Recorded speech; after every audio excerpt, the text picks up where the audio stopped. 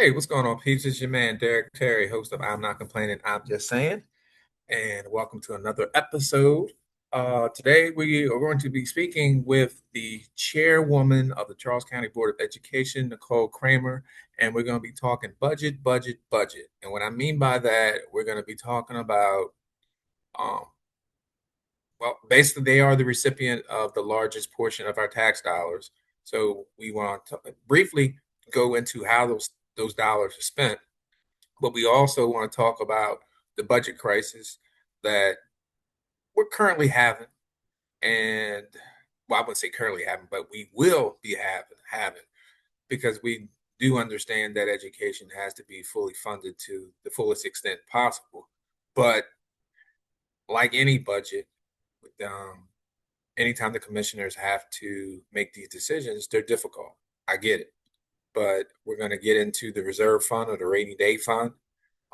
That's been a topic of discussion, and I think a lot of mis and disinformation has been sent out there. So I want to hear it from the chairwoman so we can give the general public a full understanding of how this is being used. So with that, I'm going to be bringing in Chairwoman Kreamer, and we shall return. So welcome back, welcome back.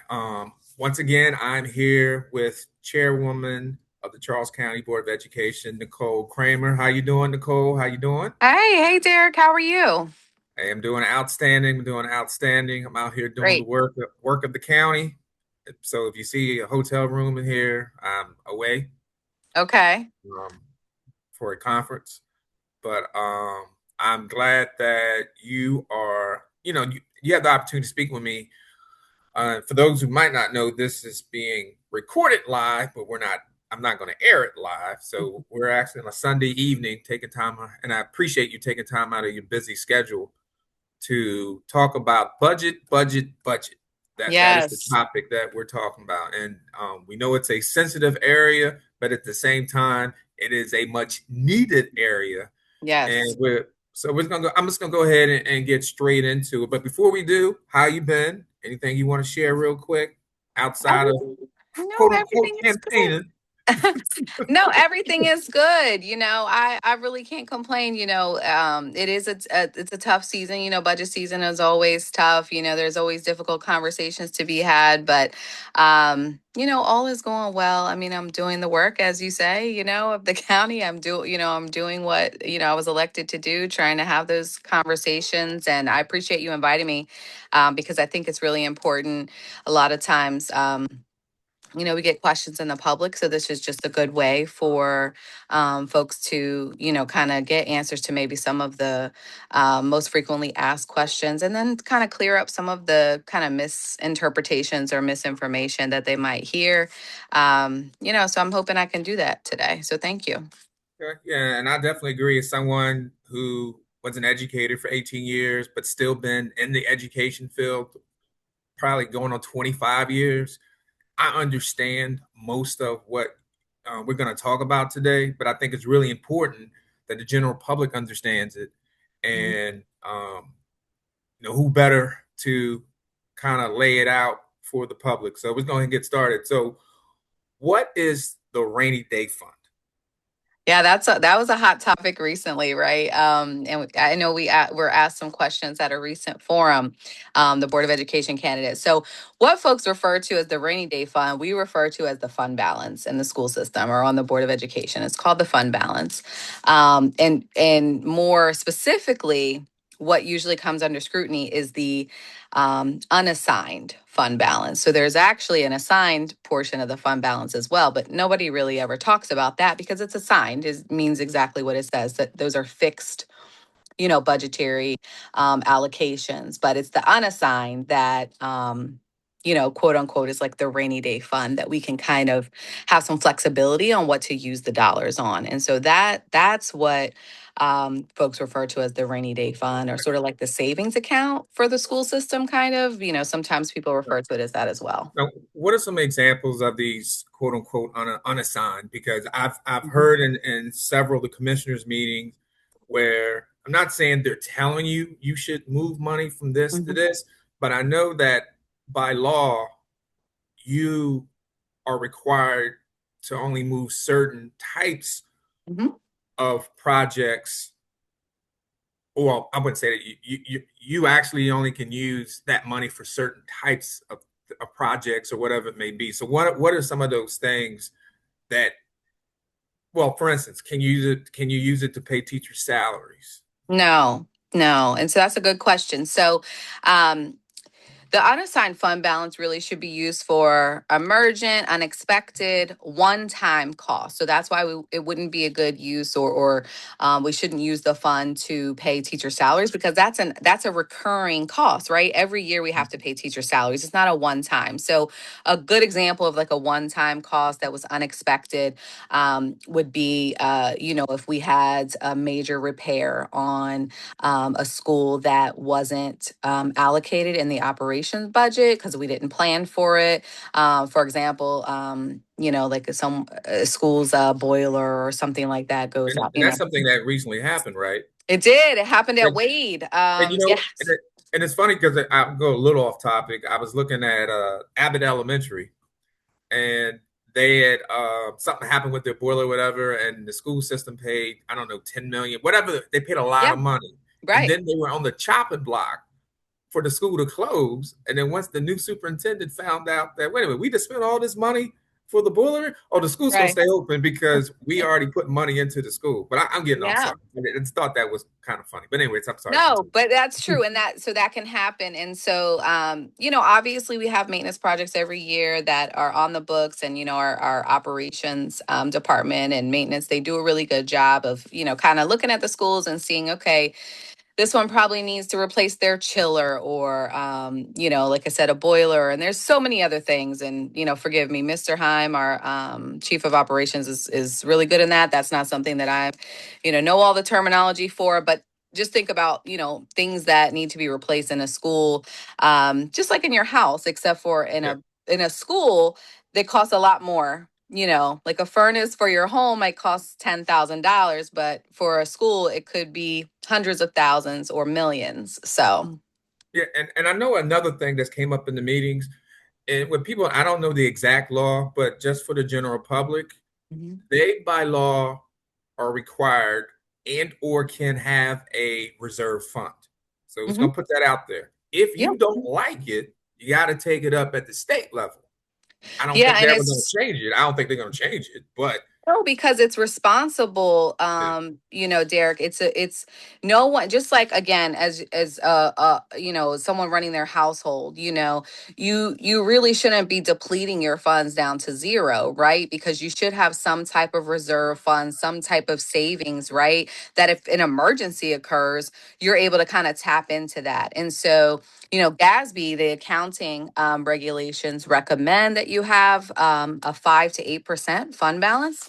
And in previous years, we have had that much because, yes, we use a little and then, we were able to replenish. But over the last several years, we just haven't been able to replenish like we would like to due to underfunding. But it is recommended, and the school system is audited every year. And that's something that is noted, if we don't have what's considered a sufficient fund balance. So it is actually, not only are we permitted to do it, but we're expected and encouraged to have that as for being responsible stewards of tax dollars. So yeah. And from my understanding, those audits are available for public view at yes. CCBOE.com, and you just have to do your search. So it's Yep. not something that you're hiding per se. Absolutely not. It's right No. there because I've seen it. I've seen it. So it's there. But you had mentioned something in regards to the depletion of the reserve funds. Hmm. So I know there was a time y'all had about 60 something dollars, and I think last week you may be down, well, based on a request or something, you may be down to, I don't know if it's 10 million or Hmm. whatever the balance is. But the question I have deals with, let's say hypothetically, right? You don't have a reserve fund and Hmm. you need $10 million. Hmm. What could be one of the biggest obstacles of getting that $10 million if you have to go to the commissioners? Yeah. So, like with the example of what happened with Wade, if we didn't have the availability of funds, then we would have to go back to the commissioners, right? Because the only time we really go to the commissioners or the main time actually we go for budget funds is obviously during this time, right? And then once we get the budget approved, after that, we will return if we need to make intercategory changes, which happens often. But On both sides. yep, I'm saying exactly, Charles exactly. County does it every week. They do it every week. Yeah, and the commissioners do Every it, week. but they don't need permission from anyone to do it. Nah, nah, Um, but that, that's that, something else. that irks me right there. I mean, they do it every week. Well, I'm gonna Yeah, say every, they do maybe it it's a week that, probably much more frequently than the school yeah, system does. yeah. And again, probably because they don't have to get permission from anyone else. However, the school system, so we do in a couple of ways. So one, the CFO will come before the board in a public meeting and say, hey, we need to move these funds around. And then the board has to approve it, the Board of Education. And then when the Board of Education approves it, then the CFO has to go to the commissioners and make them aware as well in their public meeting, and then they have to vote and approve it. And so whenever the monies are moved around, everyone, the public is made aware, the commissioners are made aware, the Board of Education, obviously everyone knows, it's public information that dollars are being moved from one fund to another. But so right now, our unassigned fund balance is down to $6 million. So if we needed $10 million for a repair or something unexpected, we would have to go back to the commissioners, this has never happened. So I don't even know if they would call an emergency meeting. I'm not truly even Well, sure. you would have to only because they only meet once a week. Right. So if something happens, say on a Wednesday, Yeah. now you got to sit there like, oh man, their next meeting's not till Tuesday, Right. Right. I thought about that and and I'm like, you need to take care of this like pronto because no right. contractor's gonna say, oh, we're good, we trust you. Yeah, Ah, if you need it, imagine a boiler goes up and it's in the wintertime. exactly. You got to close down school, Mm-hmm. or the kids have to go there cold, Right. or a Exactly. combination of both, because Right. it all depends on the severity of what is needed in terms of. Exactly. So that, to me, that is the biggest obstacle because I honestly would foresee that happening. Yeah. Because the thing about it, your budgets are based on projections. Correct. So that's why every week they're transferring here, either underfunded, overfunded, or Mm-hmm. their contractor, whatever it may be. That stuff Mm-hmm. happens, right? It, Yeah. it happens. So I wanted to share my screen, and hopefully it will share, because another, uh, I guess, budget issue is something that the I don't know why I was mess up their acronym, but the EAC, EACC. yeah. Yeah, that one. Um, so hopefully this will come up. Working with technology here. Jimmy files. It's an Adobe file. Oh, hold up, people. Oh, there we go. All right. So this came out. Can you see it? Yes. All right. So this came out, and it's going to read it to the public. The EAC and Charles County Public School enter multi-year salary agreement negotiated 3% COLA for FY26 and 3% COLA for FY27. So I'm not going to go through that, right? But what I'm saying is that the EAC has a event. I'm not event. They're coming. I think that's commission meeting on 29th. Yes. Rally at the Board of County Commissioners for the budget hearing because of this. And let me see if I can share my screen again. They're coming. Uh, Primarily because of this. Mm-hmm. So we notice, and this is something they produce, right? So I have to assume it's accurate. I'm coming with receipts. So don't say, Derek, you made this up. Nope, I got this straight from the EAC. So in 2020, the amount that by this and says it will fund, and I don't understand that amount the BOC says it funds CCPS. I'm guessing they're saying that somebody was lying between these years because I really don't know what that means. But what I will say is that if you look at from 2020 to 2026, it has decreased. Now, I don't Hmm. know if it's accurate in regards to the funds, whether it's 44% or it's 40%. But what definitely is um, evident is that there has been a decrease. Yes, in terms of the percentage. So Yeah, the percentage of the county budget has decreased. That is true, and that's something that we have, brought up several times. We being the Board of Education with the commissioners about our concerns about, that at one point we had the Board of Education received about 50% of the county budget, and now, as you can see, I mean, this looks fairly accurate, having not fact check these numbers exactly, but it looks about correct that now we're down to close to 41%. So that does seem accurate. yeah, and I don't know if it's accurate or not. The only thing I can probably think of why it says 44%, maybe they're including College of Southern Maryland in this. Yes, I do. That's my assumption as well, Yeah, Derek. And looking at this, when they're yeah, saying the amount that the BOCC says it funds, I yeah, think, and we brought that up before too, that they do include. I think their category says just education. I think yeah, that's what it says, but it includes, I think, the library, CSM, yeah. and the Charles County Public Schools. So yes. All right. So I just want to show the public this. That's, to be honest with you, this is something that the commissioner should clarify.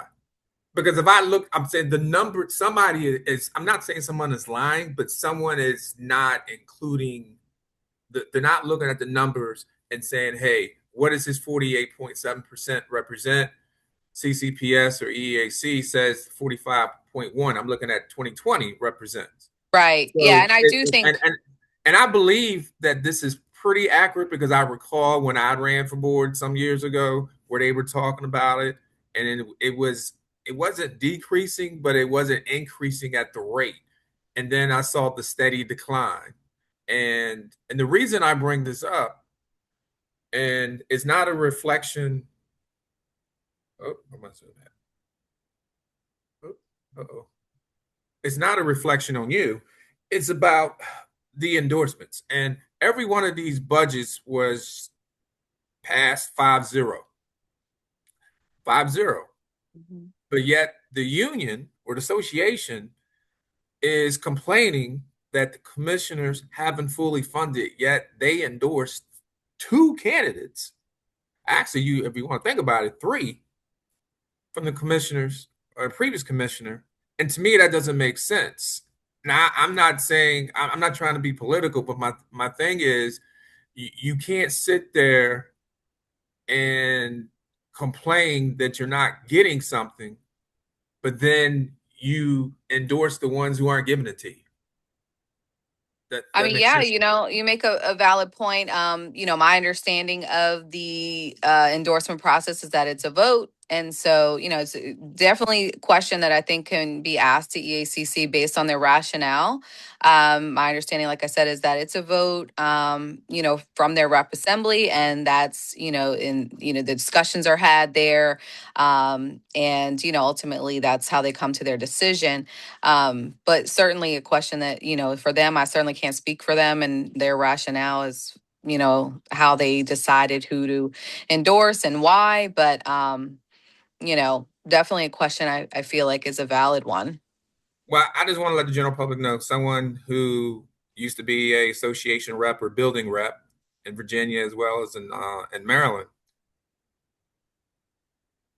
The way in which the voting process should be is that the association holds a candidate forum strictly for the teachers based on what they hear, what they say, whatever it may be, they vote.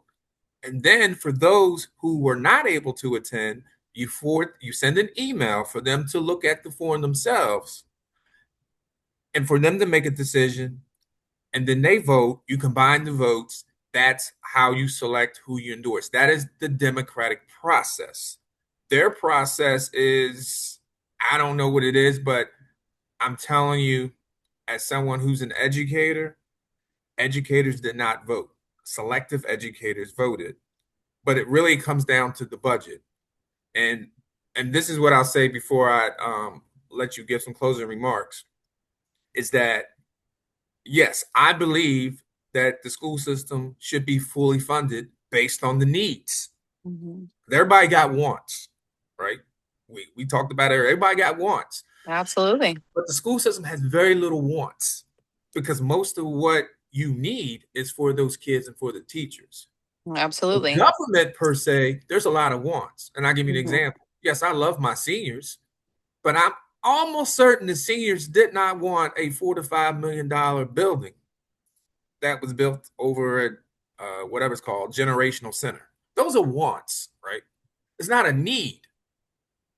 And when we're in these these potential budget crises, we really need to start to focus more on the needs. So I'm going to leave you with the last word.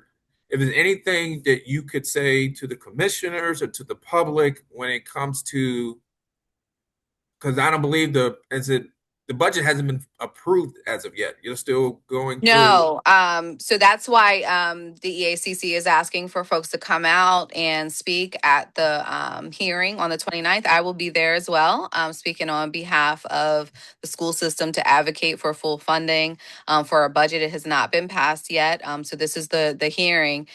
So I expect to see a lot of the EACC representation there. Our teachers really do show out. They come out. I mean, there will probably be no less than 50 to 60 of them. I think most of our board will be there, our superintendent will be there, and we've asked members of the public to come and advocate for education. There was one thing that really stood out when I was recently at the commissioners' meeting with the superintendent and our CFO when Jake presented the budget to the commissioners. And, you know, if many of you recall in the public, there was a survey. I think there was like one or two, there might have been Yeah, about I two remember it. surveys Yeah, yeah. where the Board of County Commissioners asked the citizens to vote on where you would like your tax dollars to be allocated. And overwhelmingly in both of those surveys, education was number one. And so I feel like that came across very, very loudly. And so, again, we're going to continue to advocate for full funding of the budget. I just appreciate you giving me the time because I know sometimes, there is a lot of misinformation out there, and I just want the public to know again. First of all, the Board of Education is one of the most audited government entities that exists. Our budget line by line, should you choose to want to read it, is available on the website, on the CCBOE website, and that's every year. Our audits are available on the website as well. You can see any notations, any findings. I mean, we have had clean audits, but certainly they give us suggestions and make notes. Like I said, if the fund balance goes too low, we may they may make a note of that, and things of that nature. But anything that the school system does with tax dollars is, with funding is allocated line by line in the budget. And we talk about the budget during several meetings Yeah, throughout and the year. I'm saying y'all have a very robust, civil, and Hmm. professional meetings. That I will say. Absolutely. I'm saying, Absolutely. if anything, those in elected office you would think lead by example, but everybody doesn't. Well, I But think this board has really been committed to that and been committed to, we ask questions and sometimes we don't always agree, on things. And that's to be expected. But I will say I agree with you. Our board has been very professional and has had some really, really detailed, robust discussions about, budgetary items. And we don't always agree with the superintendent. We respect her. She's very professional. I think she's very good at her job, but we do have discussions at times about, different items that, are happening in the school system, things, budget related. And we ask the necessary questions. And most of those discussions have to happen in public. And so, for the viewing public, if they, ever want anything you want to know, and more probably is available either at one of our meetings or on the website. And, if there's something you don't understand, even after viewing all of that information, I'm always available. Reach out to me. You can send me an email, N Kramer at what's your email? Oh, I'm it's sorry. N. Yep, and Kreamer at CCBOE.com. I answer emails from the public all the time. So if there's something you see and you don't understand, please don't rely on social media. I just always Yeah, ask. but I would also say to some degree, stay off social media. Yeah, Sometimes it's yeah, difficult. And I exactly. know it's difficult, but and the reason I say that because I do things like this because I'm not an elected official. I don't. People say, well, I don't understand why you're doing this, doing that. So my kids don't go to the school system anymore. Hmm. They're out. I'm Yeah. trying to look out for those moving forward who may not know how to express their voice or to get the information. Because what some may not know is I'm an education advocate. I mostly deal with parents who have students with special needs when they have issues with IEP or 504, whatever it may be. But I do that because I know how the school system is, and I'm there to try to really mitigate things before they get to a certain level. And for the most part, it's been successful. And but when you're talking about the budget, the key thing that I want people to remember, yes, I'm happy that the association is still going out there advocating for these dollars, but I'm not happy is that they're playing politics. You're playing politics because once again, you can't say you're not fully funding this, but guess what? I'm gonna go ahead and endorse you, although you're not fully funding this. To me, I wish they'd just stay out of it altogether. Just my opinion. Can't speak for y'all. I wish they would stay out of it and just focus on doing right by the teachers and the students, and then let the elected officials make the decision and live with it. But Yeah, I hey, mean, I know it does get political, I will say. I mean, I appreciate the Teachers Association. I appreciate the relationship that we have. I think our board has a really good relationship with them. We've had really good communication during my time on the board. And as somebody who has received their endorsement twice, I appreciate it. I appreciate their support.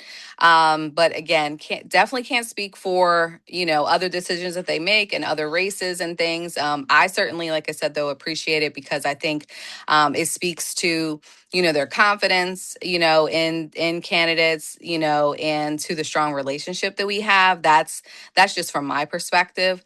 But again, certainly some valid points and valid questions, but we're all just going to continue to work together to try to advocate regardless, of who's in office, because that's, what I was elected to do. So, well, I definitely appreciate you taking time on a Sunday evening to provide some information to the general public about the rainy day fund, the budget, um, just overall how the Board of Education is going through this process as you get to hopefully the approval in one way or fashion of FY27 budget. Don't yes. know what you're gonna get, but hopefully it probably won't solve all the problems, but we do know that hopefully brighter days will be coming. But Yeah, but we can all hope. but I um, fully support education, and regardless of whether it's agree to disagree and whatever those cases may be, I know that all of you are trying to do the best interest for the kids, for the students, for the schools, and for the county. So once again, appreciate it, and I'm pretty sure I'll see you in Charles County, Yes, you especially will. Absolutely. I appreciate especially it, in Derek. District 3. But Yes, you will. We're District 3 neighbors. That's right. yeah. So you will definitely see me. All right. Well, thanks for coming, and definitely enjoy the rest of your night. And to everybody else, peace and blessings. All right, you too, Derek. Thanks. Have a good night. Too.